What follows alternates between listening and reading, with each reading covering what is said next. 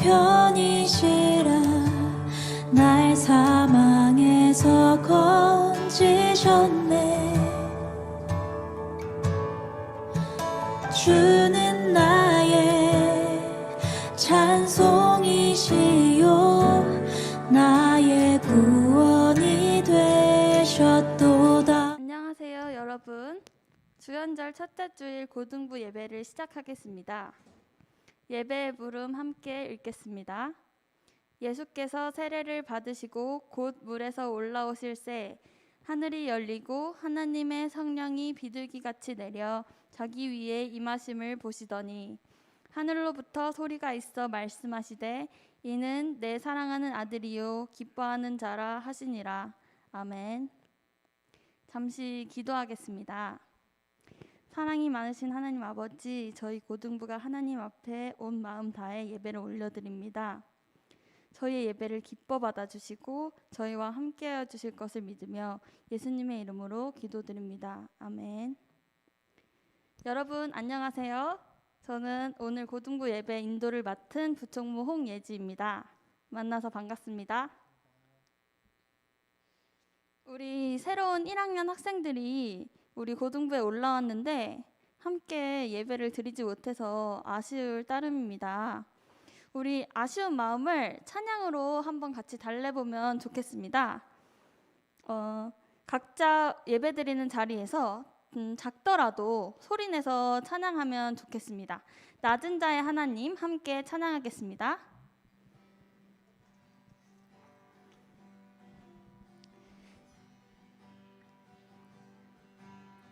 나의 가장 낮은 마음 주님께서 기뻐하시고 작은 일에 큰 기쁨을 느끼게 하시는도다. 내가 지쳐 무력할 때 주님 내게 힘이 되시고 아름다운 하늘나라 내 맘에 주시는도다. 우리에게 축복하신 하나님 사랑 낮은 자를 높여주시고 아름다운 하늘나라 허락하시고 내 모든 것 예비하시네. 찬양함의 기쁨을 감사함의 평안을 간구함의 하나님 알도록 하셨네. 한 번 더.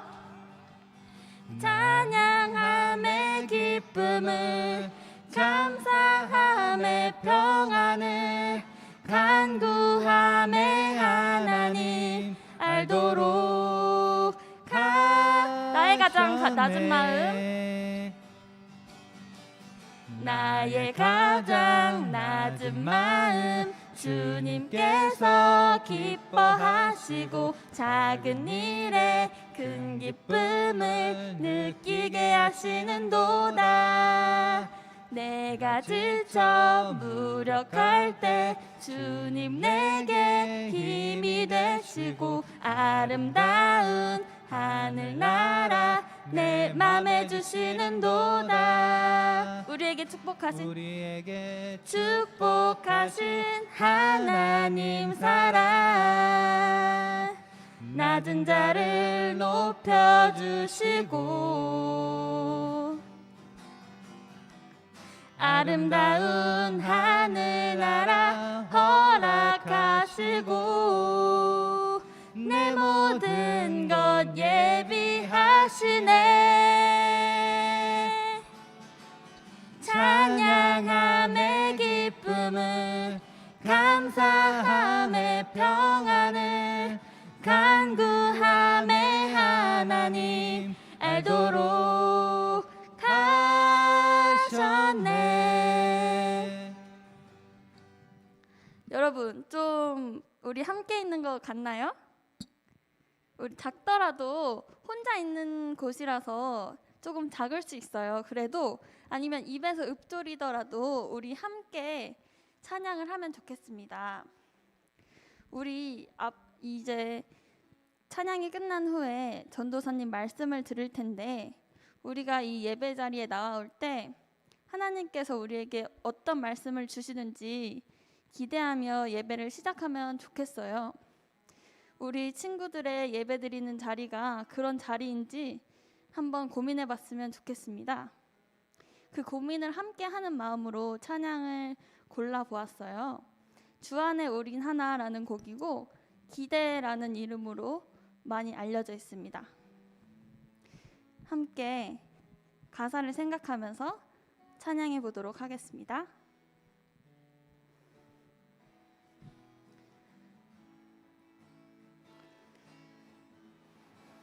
주 안에 우린 하나 모습은 달라도 예수님 한 분만 바라네.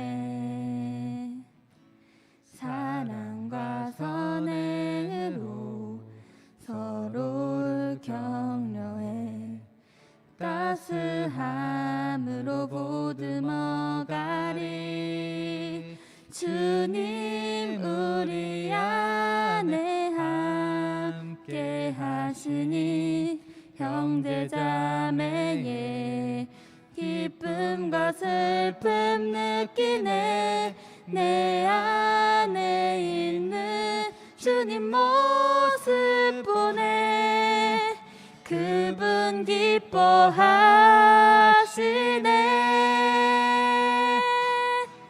주님 우리를 통해 계획하시니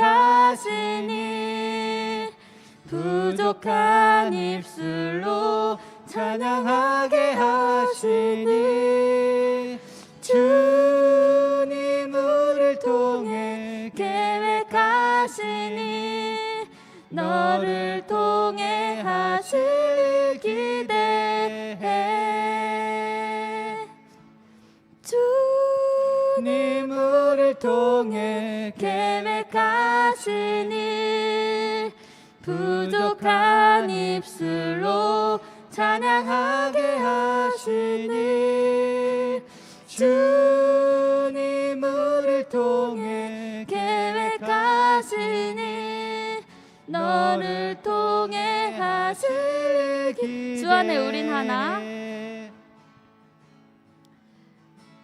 주 안에 우린 하나 모습은 달라도 예수님 한 분만 바라네. 사랑과 선행으로 서로를 격려해 따스함으로 보듬어가리. 주님 우리 안에 함께 하시니 형제자매의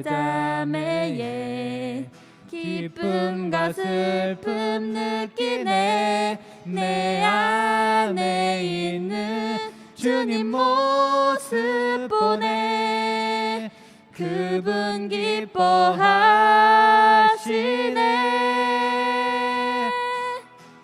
주님 우리를 통해 계획하시니 부족한 입술로 찬양하게 하시니.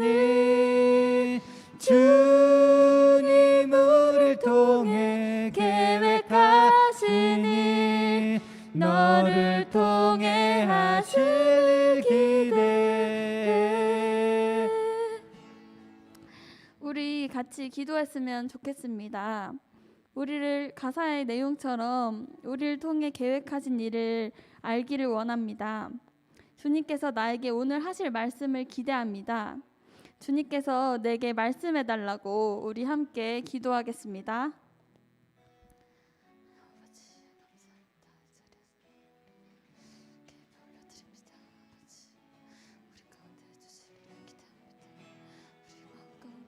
말씀을 기대합니다. 아버지, 우리와 함께 주시고 이 예배 가운데 함께하여 주옵소서. 아버지, 내가 진정으로 주님께 기대하며 나아가길 원합니다. 아버지, 나와 함께 하시고 성령 하나님께서 함께 하시기를 간절히 원하며 예수님으로 기도드립니다. 진실께서 함께 해주시고 진짜로 부조리 인도해 주시고 저희를 인도하여 주옵소서.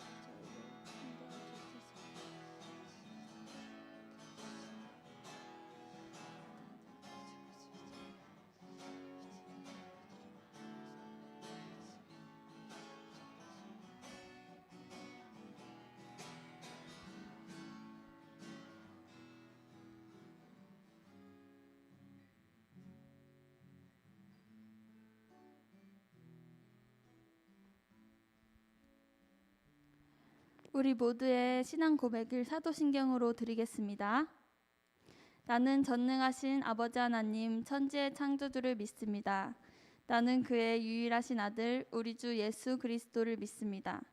그는 성령으로 잉태되어 동정녀 마리아에게서 나시고 본디오 빌라도에게 고난을 받아 십자가에 못 박혀 죽으시고 장사된 지 사흘 만에 죽은 자 가운데서 다시 살아나셨으며 하늘에 오르시어 전능하신 아버지 하나님 우편에 앉아 계시다가 거기로부터 살아있는 자와 죽은 자를 심판하러 오십니다. 나는 성령을 믿으며 거룩한 공교회와 성도의 교제와 죄를 용서받는 것과 몸의 부활과 영생을 믿습니다. 아멘. 이대재 부장님께서 기도 인도해 주시겠습니다.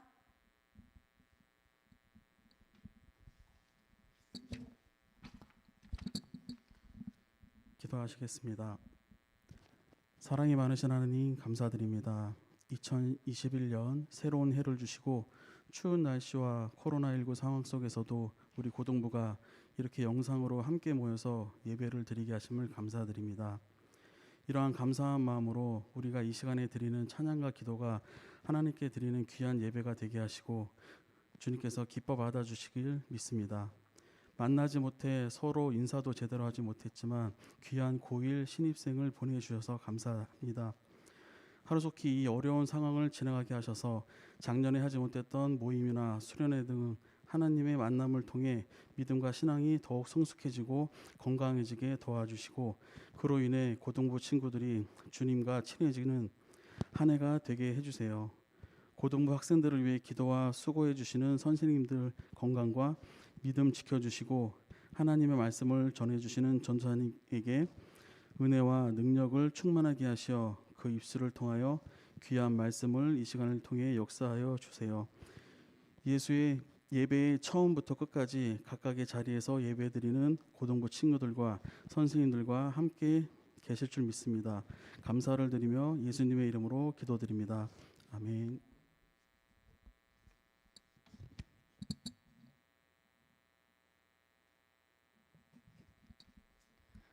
오늘 우리에게 주신 하나님의 말씀은 누가복음 10장 25절에서 37절 말씀입니다. 한 절씩 번갈아 읽은 후에 마지막 절은 함께 읽겠습니다. 제가 먼저 읽겠습니다. 어떤 율법 교사가 일어나 예수를 시험하여 이르되 선생님, 내가 무엇을 하여야 영생을 얻으리이까?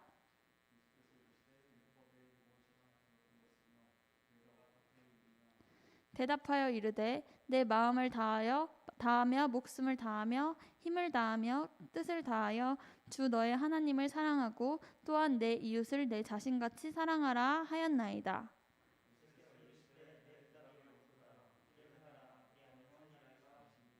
그 사람이 자기를 옳게 보이려고 예수께 여짜오되 그러면 내 이웃이 누구니이까?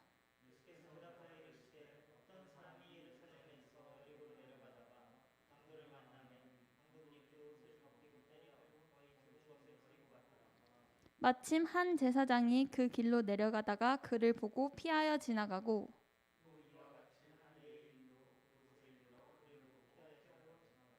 어떤 사마리아 사람은 여행하는 중 거기 이르러 그를 보고 불쌍히 여겨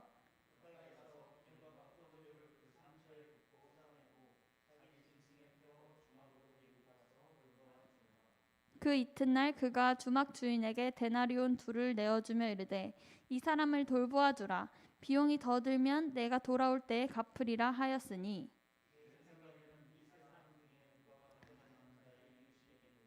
함께 읽겠습니다. 이르되 자비를 베푼 자니이다. 예수께서 이르시되 가서 너도 이와 같이 하라 하시니라. 아멘. 원동식 전도사님께서 하나님 말씀을 전해주시겠습니다.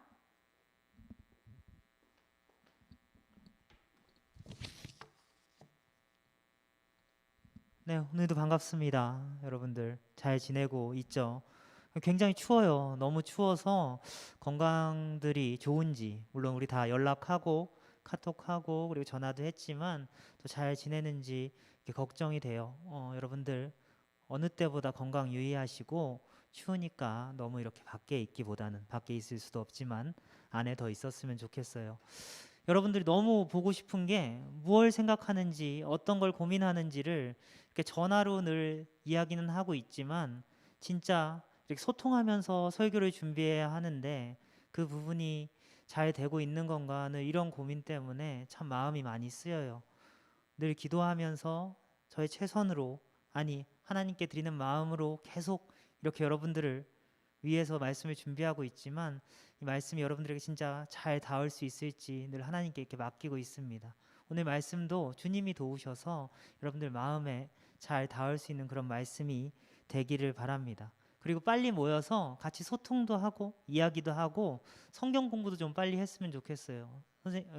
여기 여러분들이 저를 자꾸 선생님이라고 부르더라고요. 그래서 저는 이제 선생님이 되기로 했거든요. 근데 전도사님이 여러분들과 이렇게 성경 공부를 하면서 얻는 게 굉장히 많거든요. 그래서 많이 모여서 이제 질문도 하고 어려운 부분도 함께 나누고 예수님 이야기 많이 했으면 좋겠습니다. 그런 의미에서 오늘 이 시작은 전도사님이 예전에 성경 공부했을 때 이야기부터 해줄게요. 전도사님이 옛날에 성경 공부반에 들어갔어요. 아주 어렸을 때. 지금부터 10년이 더 된 때이지만 여러분들보다는 나이가 많네요. 그때 성경 공부를 이렇게 하는데 목사님께서 저한테 질문을 하는 거예요. 성경을 완전히 압축하면 뭐야? 라고. 전도사님이 이렇게 땅만 쳐다보고 있었어요. 나 혹시 시킬까봐. 그런데 목사님께서 아무도 대답하지 않으니까 하나님 사랑, 이웃 사랑 이렇게 두 가지로 이야기할 수 있어 라고 알려주셨어요. 그 이후로 계속 공부하다 보니까 아, 이게 진짜 정수구나, 이게 진짜 성경을 꿰뚫는 이야기구나 라고 생각을 할 수 있게 됐습니다. 오늘은 성경을 꿰뚫는 이 하나님 사랑과 이웃 사랑 중에 이웃 사랑에 대해서 좀 나눠보려고 합니다. 우리 경동제일교회 2021년 주제가 담장 넘어 축복을 나누는 교회거든요. 잠깐 화면에 보여주시겠어요? 보여주실 수 있나요? 네, 담장 넘어 축복을 나누는 교회. 그래서 우리 경동제일교회 고등부의 2021년 주제는 이것에 따라서 담장 넘어 축복을 나누는 고등부입니다. 이것은 한 해 동안 우리가 보냄받은 곳에서 하나님의 복을 이웃과 나누며 살자, 뭐 이런 의미예요.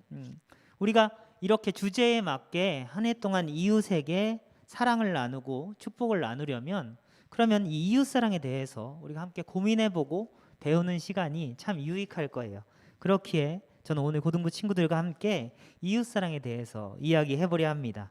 그럼 이웃을 사랑하려면 먼저 무엇을 해야 할까 고민해보면 우리가 시험 공부를 하기 전에는 선생님한테 무엇을 듣죠?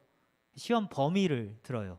그러니까 우리가 이웃의 범위를 먼저 좀 생각을 해보면 아, 우리가 이 정도 범위 안에서 이렇게 사랑을 전하면 되겠구나 이렇게 생각을 할 수가 있겠죠. 그래서 오늘은 이웃의 범위에 대해서 좀 이야기를 해보려고 하는데 반갑게도 오늘 본문은 다른 사람도 아닌 예수님께 내 이웃은 누구입니까? 라는 질문을 하는 내용이 나옵니다.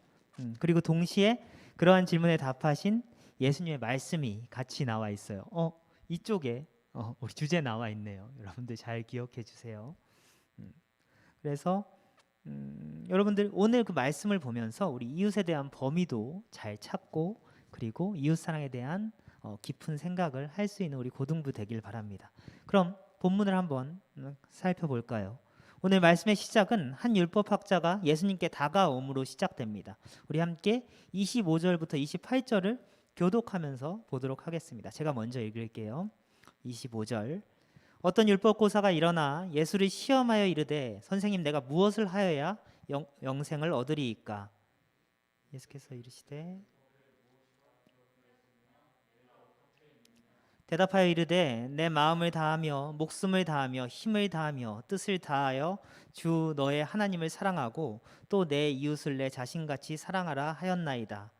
예수께서 이르시되 내 대답이 옳도다 이를 행하라 그리하면 살리라 하시니 25절을 보면 사실 이 율법학자가 그렇게 썩 깔끔한 마음으로 예수님께 다가가지는 않은 걸 우리가 알 수 있어요. 예수를 시험하여 이르되라고 되어 있죠.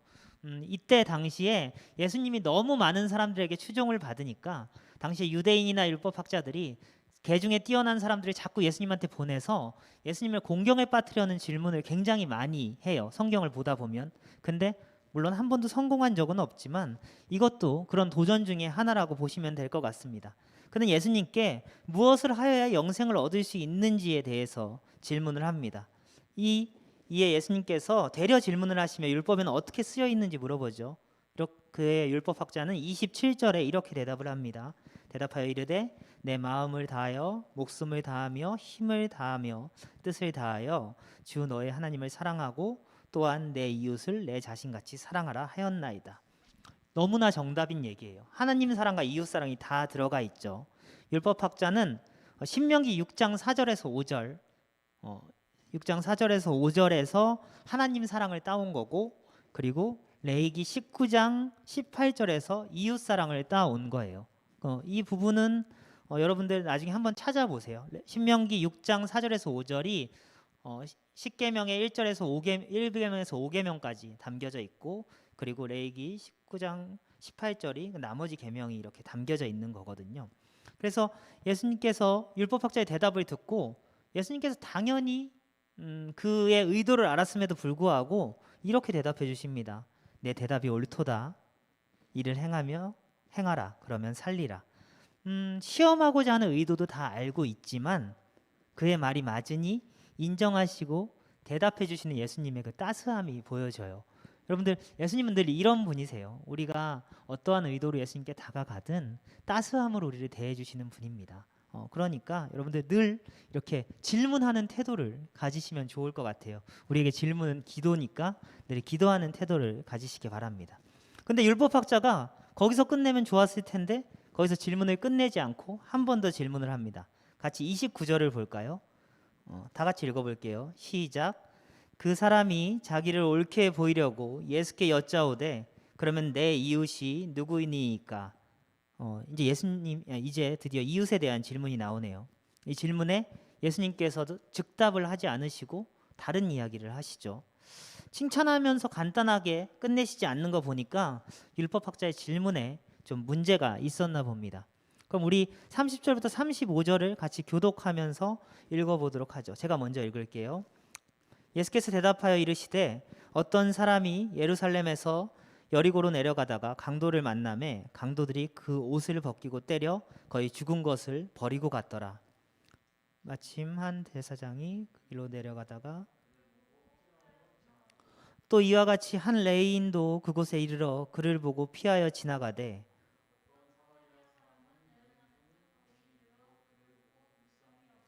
가까이 가서 기름과 포도주를 그 상처에 붓고 싸매고 자기 짐승에 태워 주막으로 데리고 가서 돌보아 주니라. 그 이튿날 그가 주막 주인에게 데나리온 2를 내어 주며 이르되 이 사람을 돌보아 주라. 비용이 더 들면 내가 돌아올 때에 갚으리라 하였나니.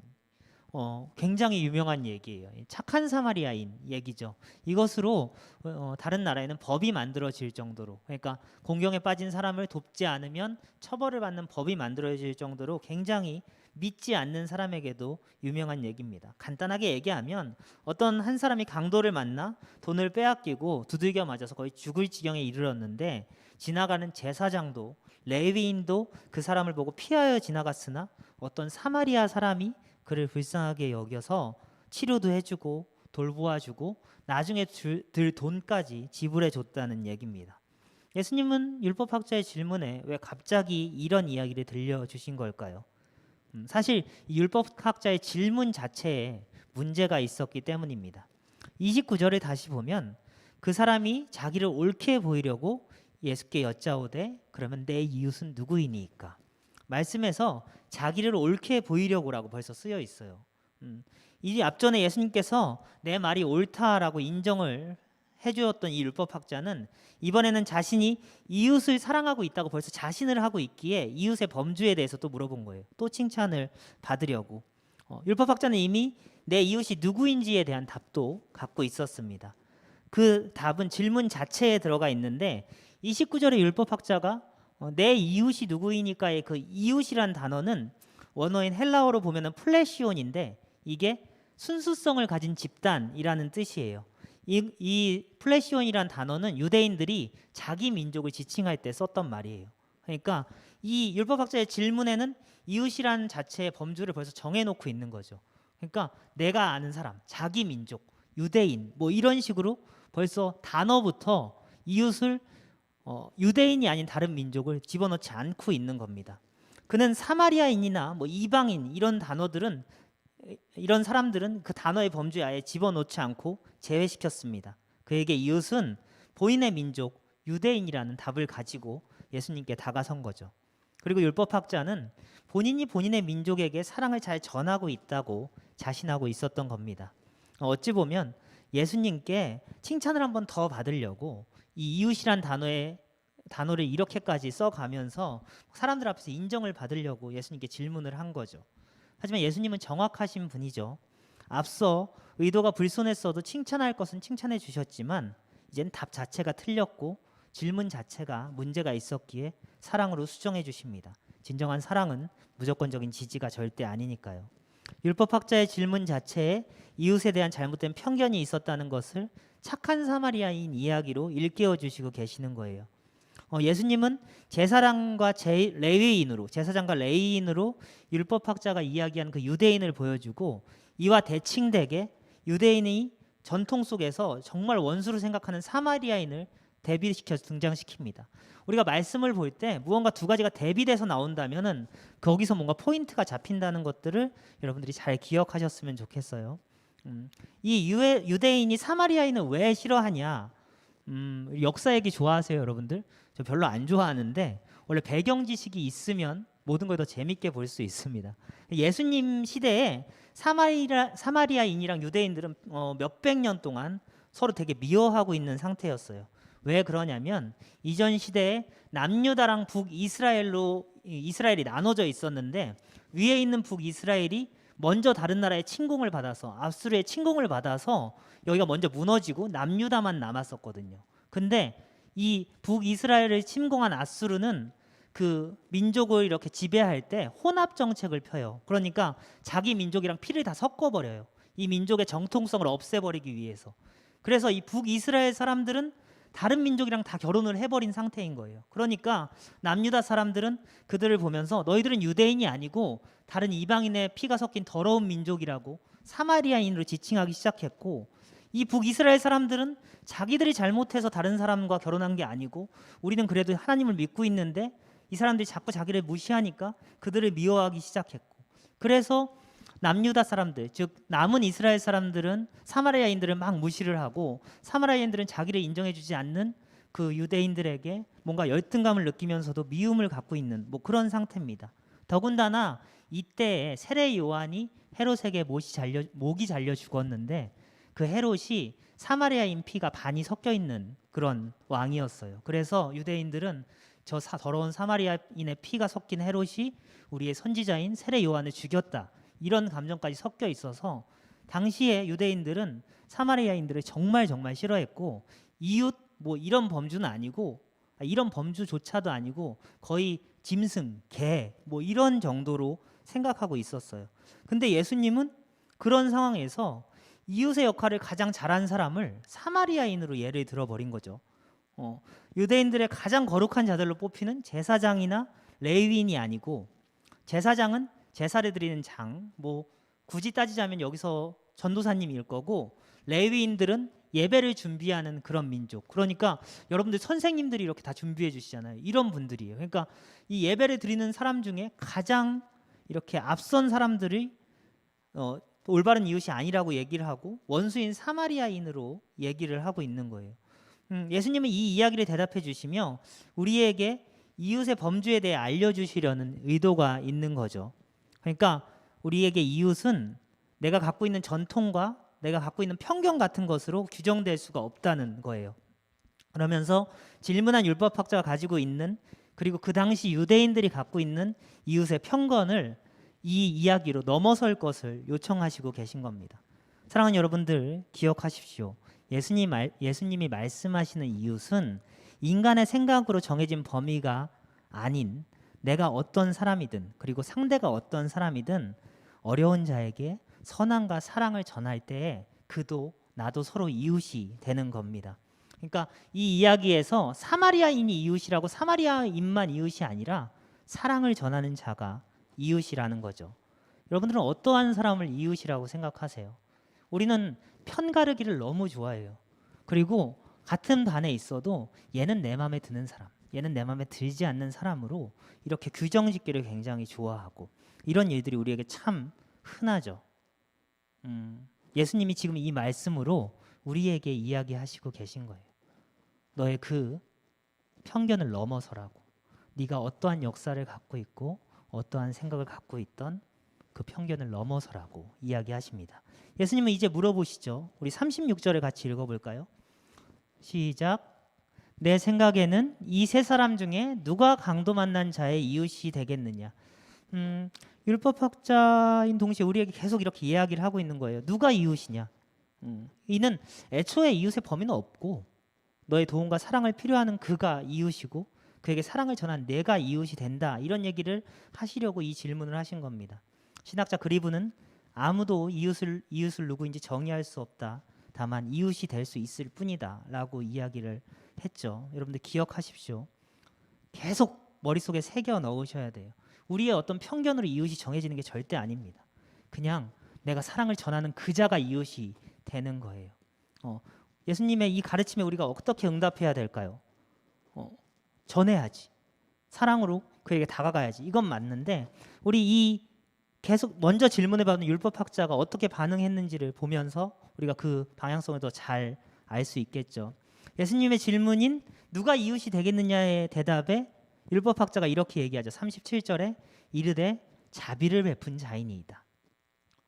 이게 답이 되게 이상한 거예요. 왜냐하면 예수님은 제사장이랑 레위인이랑 사마리아인 셋 중에 누가 이웃이 되겠느냐라고 물어봤는데, 그러면 답은 사마리아인이요 라고 대답을 해야 맞거든요. 근데 이 율법학자의 아직 고집이 있는 거예요. 차마 정말 이해가 가고 그 말이 인정은 되지만 내 입으로 사마리아인입니다 라고 얘기를 못 하겠는 거죠. 그러니까 자비를 베푸는 자니이다 라고 이야기합니다.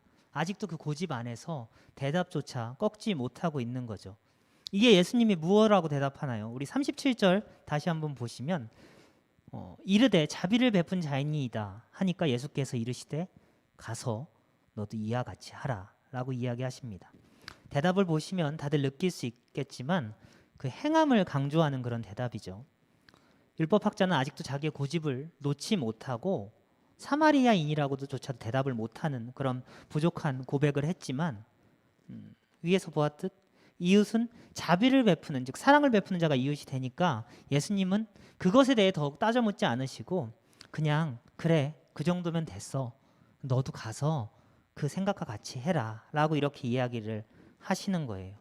이건 분명 되게 중요한 건데, 우리가 늘 이렇게 완전한 회개는 주님께 고백함으로써 될 수 있죠. 근데 완전한 깨달음, 완전한 인정으로 이렇게 꼭 나아가야 돼. 내가 아직 준비가 안 됐어. 뭐 이런 식으로 자꾸 나의 행위를 미루는 것보다 내가 아직 조금 덜 느꼈지만, 아직 내가 다 인정하진 못했지만 그래도 한번 행해보는 것이 어떻게 보면 더 정답일 수 있다. 이런 이야기를 해주고 계신 거죠. 여기다 대고 아니 사마리아인이야, 빨리 사마리아인이라고 대답하고 인정하고 나아가야지 라고 얘기하지 않으시고 가서 그렇게 행해 라고 그냥 그렇게 얘기를 하시는 거죠. 따뜻하게. 예수님은 늘 우리의 한계성을 알고 계세요. 그래서 그만큼 생각했으면 됐다, 그래 가도 돼, 이제 그만큼 이해했으면 됐어, 내 논쟁보다 이웃에게 사랑을 이제 행해보자. 그러면 너 안에서 진정한 이웃 사랑이 시작되고 내가 원하는 이웃의 범위가 네 안에 역사적으로 펼쳐질 거야 라고 대답을 하시는 거죠. 이런 여러분들 이런 부분을 잘 기억하셨으면 좋겠어요. 우리에게 이웃은 정해져 있는 것이 아닌 내가 사랑을 행하는 그 사람이 내 이웃이 되는 것임을 예수님을 통해 오늘 잘 배웠고, 그리고 분명 내가 이웃을 삶기 싫은 사람, 삶기 어려운 사람, 물론 엄청난 그런 이렇게 반감이 있고 이런 사람한테 무조건적으로 나아가라 이런 것까지는 아니에요, 여러분들. 근데 어느 정도 내 마음에 지금 생각이 드는 사람이 있으면 그 사람한테 행해 볼 때 그때 하나님이 말해주신 그 이웃에게 사랑을 전하는. 근데 중요한 건 여기 예를 든 사람이 좀 불쌍한 사람이고 긍휼한 사람이었던 거예요. 그러니까 그런 사람 중에 내가 생각나는 사람, 근데 좀 꺼려지는 사람에게 가서 사랑을 전할 때 여러분들은 오늘 얘기하신 예수님의 이웃 사랑을 실천하게 되는 것입니다. 여러분들 주변에 어떤 사람이 있는지 잘 고민해 보세요. 그 사람 중에 조금 불편하고 어렵지만 주님이 긍휼을 주시는 사람이 있다면 그 사람이 여러분들의 이웃입니다. 그 사람이 아직은 나랑 먼 사람 같아도 내가 사랑을 전할 때 그 사람은 여러분들의 이웃이 되고 여러분도 그 사람의 정말 필요한 그런 이웃이 되는 거예요. 근데 여기서 또 하나 명심해야 될 건 이웃 사랑은 손해를 감수해야 한다는 겁니다. 사마리아인의 선행을 보시면 가던 길이 있었는데 길을 멈추고 자기의 돈을 씁니다. 자기의 돈, 시간을 하나도 모르는 자지만 계속 그에게 주고 있죠. 그에겐 분명 손해였고 희생이었지만 그의 그러한 행함은 생명을 살리는 역사를 낳게 됩니다. 이처럼 우리에게 이웃사랑은 희생이 좀 동반돼야 된다는 것을 기억하십시오.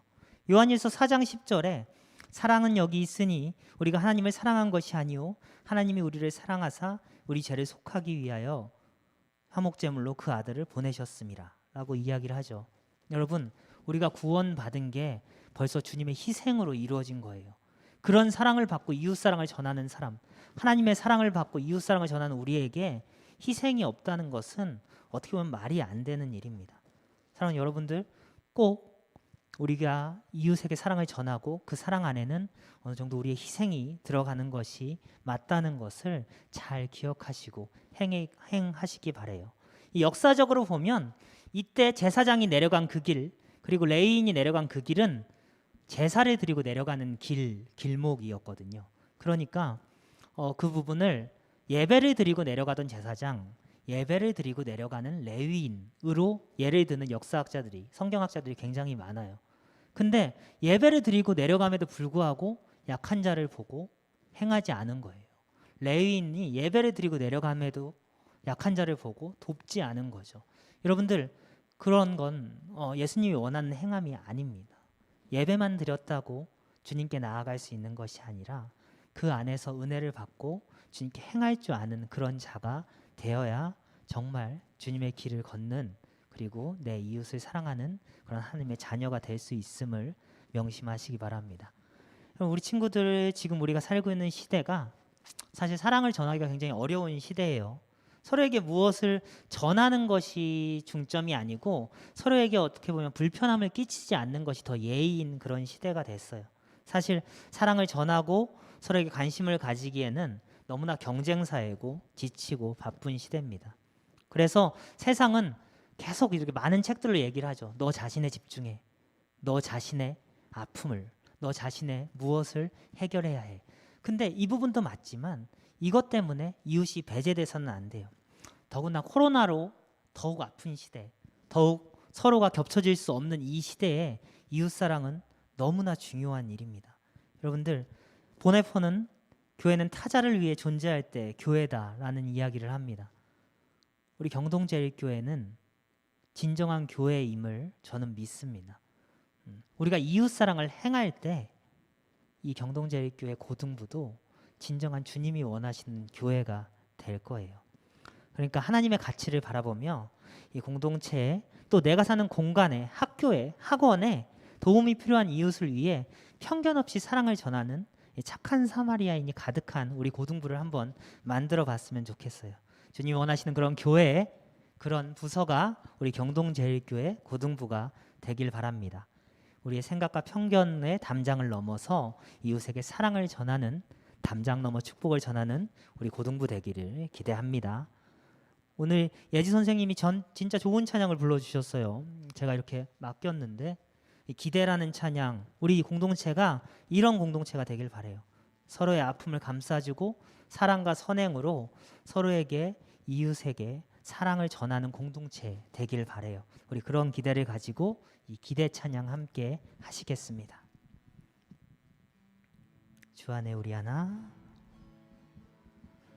주 안에 우린 하나, 모습은 달라도 예수님 한 분만 바라네. 사랑과 선행으로, 사랑과 선행으로 서로를 격려해 따스함으로 보듬어 가리. 주님 우리 안에 함께 하시니 형제 자매의 기쁨과 슬픔 느끼네. 내 안에 있는 주님 모습 보내. 그분 기뻐하십니다. 그분 기뻐하시네.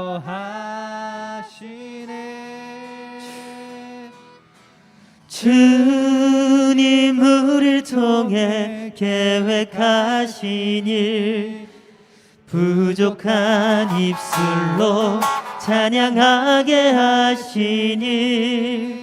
주님 우리를 통해 계획하신 일, 너를 통해 하실 일 기대해.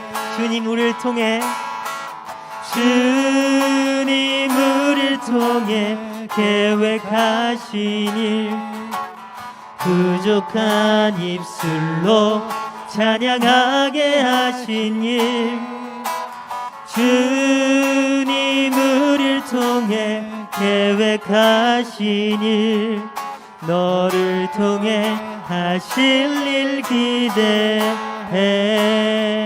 여러분 이 시간 같이 기도하셨으면 좋겠어요. 기도할 때 내가 있는 곳, 내가 공부하는 곳, 내가 여러 가지 상황 속에서 이웃을 만나는 그때에 편견 없이 주님의 사랑을 전할 줄 아는 그런 내가 되게 해달라고 이 시간 기도하시기 바랍니다.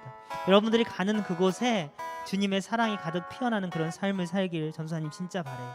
여러분이 있는 그곳에 여러분으로 인해서 하나님의 사랑이 가득 넘치는 그러한 삶을 살 수 있는 우리 고등부 친구들이 되길 바래요. 우리 그런 삶을 살 수 있게 나의 편견을 넘어 아픈 자 힘든 자에게 하나님의 마음으로 사랑을 전할 줄 아는 사람이 되게 해달라고 지금 이 시간 기도하시겠습니다. 기도하겠습니다. 사랑해 주님 아버지, 아버지가 이 시간 기도할 때 아버지 우리 고등부 친구들과 모든 선생님들에게 아버지 마음 부어 주시옵소서. 아버지 우리가 가는 그곳에, 우리가 있는 그곳에서 아버지 하나님 우리가 도울 자를, 아버지 우리의 눈이 아닌, 우리의 한계가 아닌 예수 그리스도의 마음으로 볼 수 있게 하여 주시옵소서. 주님 주신 긍휼로 아버지 그들을 봤을 때 그가 나에게 좀 꺼려지는 사람이라도, 그가 나의 스타일이 아니어도, 그가 무언가 내가 다가가기 어려운 사람이어도 주님 우리가 가서 주님의 사랑을 전할 수 있기를 바랍니다. 우리의 이웃을 우리의 생각과 우리의 편견으로 나눠버리는 것이 아닌 주님의 사랑의 마음으로 넓혀 나가는 그런 우리 경동제일교회 고등부 될 수 있도록 주여 부어 주시옵소서. 아버지 축복을 나누는 우리가 될 수 있기를 바랍니다. 사랑해 주님, 우리 경동제일교회 공동체가 하나님의 마음으로 사랑을 전하는 공동체 되길 바랍니다. 우리가 사랑을 전함에 편견이 들어가지 않기를 바랍니다. 우리의 이웃의 범위가 나의 생각으로 제한되는 것이 아니길 바랍니다. 우리의 눈으로 가리는 것이 아닌 주님이 주신 긍휼함으로 우리 주변에 힘들고 어려운 사람을 보고 그가 어떤 사람이든 주님이 마음 주시면 사랑을 행하여 나의 이웃의 범위를 제한시키는 것이 아닌 넓혀 나갈 수 있는 우리 경동제일교회 고등부 친구들 되길 바랍니다. 이들이 진정 우리의 편견의 담장을 넘어 주님의 축복을 전하는 자들이 되어 이들이 있는 곳곳에 본인만 복을 받는 것이 아닌 그로 인해서 하나님의 복이 그 그룹에, 그 공동체에 전해지는 그 시발점, 그 중심점이 되는 우리 경동제일교회 고등부 친구들과 선생님 될 수 있도록 주님 아버지 그의 삶에 인도하여 주시고 축복하여 주시옵소서. 이 모든 은혜가 우리 모두와 함께하길 바라며 예수님 이름으로 기도드렸습니다. 아멘. 네, 예지 선생님 나와서 봉헌 인도하시겠습니다.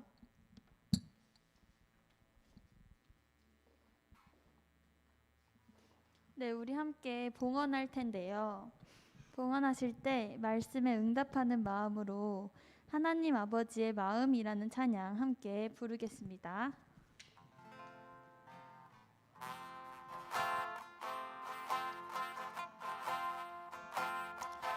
아버지 당신의 마음이 있는 곳에 나의 마음이 있기를 원해요. 아버지 당신의 눈물이 고인 곳에 나의 눈물이 고이길 원해요.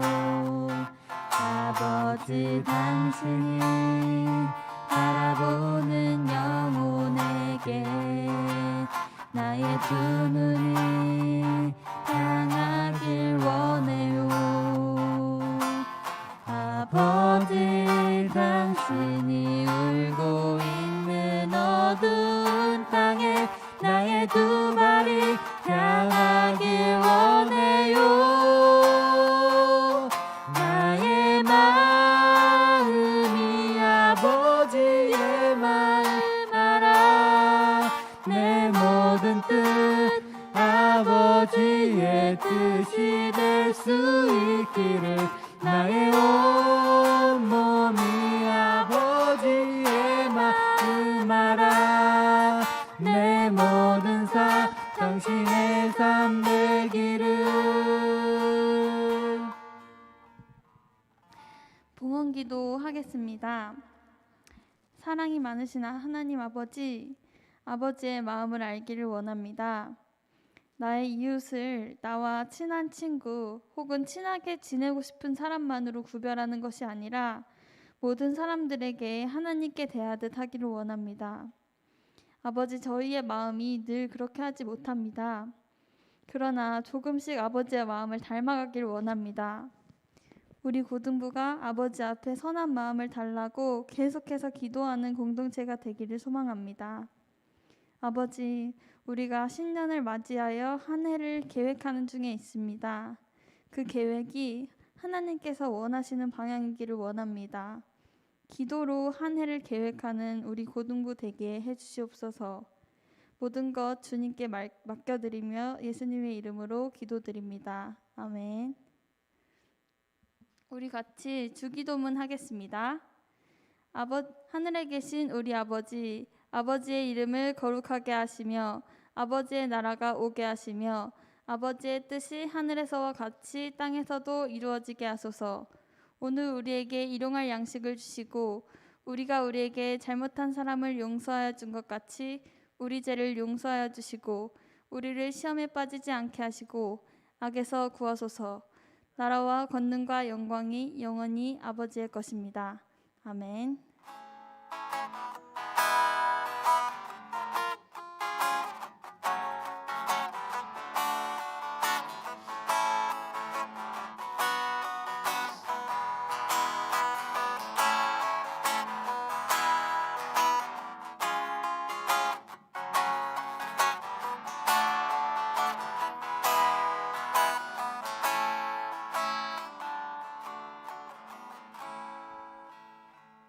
이상으로 우리 고등부 예배를 마치겠습니다.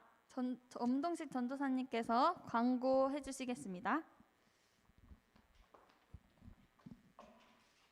네, 친구들 반갑고요. 이 아침에 또 일어나서 이번 주 전화해 보니까 알람 맞췄는데 눈 떴다 눈 감으니까 예배 끝나 있었다 뭐 이런 친구도 있었는데 그렇게라도 노력해 주니까 너무 감사해요. 오늘 일어나 있는지 잘 모르겠네요.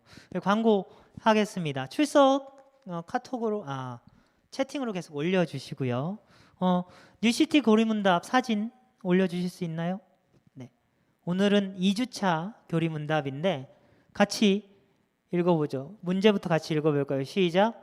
하나님은 어떤 분이십니까? 답은 하나님은 모든 사람과 모든 것을 지으신 분입니다. 아멘. 하나님은 이런 분이세요. 그러니까 여러분들 우리가 모든 사람을 동일하게 지으시고 사랑하시는 그분의 마음에 따라 모든 사람에게 사랑을 전할 줄 아는 우리 고등부 되기를 바랍니다. 여러분들 반편성이 완료가 됐습니다. 이번 주에 각 선생님들과 연락이 오고 갈 거예요. 그리고 오늘 예배 후에 카톡방에 공지를 해드리겠습니다. 반편성 완료됐고 준모임 안내해 드릴게요. 준모임이 16일 토요일 저녁에 있어요. 여러분들 제가 전화를 했을 때는 전화를 한 모든 인원들이 참석할 수 있다고 이야기를 했죠. 그래서 그 전화에서 가능한 그 시간대를 우리 선생님들과 다시 한번 논의를 한 다음에 이번 주 안에 정해서 공지해 드리겠습니다. 일단 토요일 저녁인 것은 확정입니다. 16일 토요일 저녁에 우리 고등부 전체, 그렇지만 우리 새내기들이 처음 왔으니까 새내기들이 조금 주인공인 고등부 전체 준모임을 그날 하도록 하겠습니다. 여러분들 우리 부장님과 총무님 그리고 선생님들이 많은 준비를 하고 있고 그리고 또 많은 것을 주고 싶어 하니까 다들 꼭 참석해 주셔서 우리 24일만큼 아니 크리스마스 이브 행사보다 더 크고 더 재밌는 그런 행사 같이 만들어 보셨으면 좋겠습니다. 오늘도 너무너무 고맙고 빨리 보고 싶어요. 전사님 여러분들 눈 보면서 설교하는 게 소원입니다. 그러니까 우리 지금 계속 인원이 떨어지고 있으니까 같이 이렇게 꼭 만나는 날이 속히 왔으면 좋겠습니다. 여러분들 오늘도 고생하셨고요. 우리 다음 주에 또 우리 토요일 날 미리 또 만나요. 오늘 고생하셨습니다. 안녕.